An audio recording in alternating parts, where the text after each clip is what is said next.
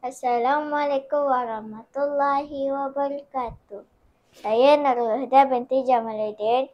Saya berumur 12 tahun. Saya bersekolah di SK Parit Tengah, Parit Buntah, Perak atau dikenali sebagai Spartan. Saya membina projek ini menggunakan Minecraft Education. Banyak yang saya dapat belajar menumbuh pengalaman baharu semasa membuat projek. Contoh, cara membina sekolah dengan membuat lakaran awal sekolah dan seterus memikirkan idea untuk membina sekolah pintar Spartan ini. Tajuk World Minecraft saya ialah Sekolah Pintar Spartan. Jom kita tengok projek saya.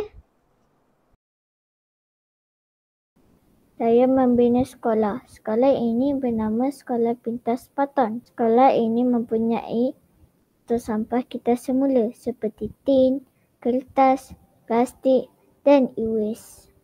Sekolah ini mempunyai loceng solar. Ini adalah solar. Sebelum murid-murid masuk ke sekolah, murid-murid perlulah scan muka untuk membuat kehadiran. Bilik 1 kita mempunyai smart TV dan laptop untuk murid-murid. Manakala bilik 2 pula, kita ada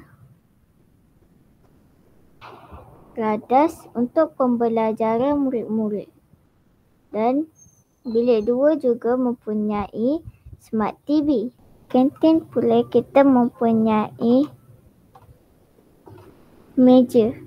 Meja ini kita boleh order secara automatik.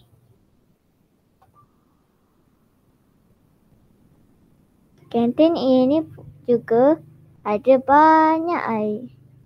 Ini pula kita ada pusat sumber sekolah atau dikenali sebagai PSS. Dalam pusat sumber sekolah ini, kita mempunyai laptop,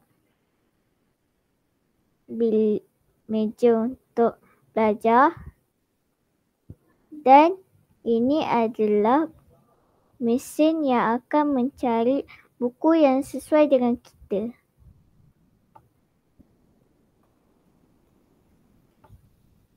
Dia akan keluar buku sesuai dengan kita. Ini tandas lelaki. Tandas ini juga mempunyai tempat basuh tangan. Itu saja daripada saya. Bye.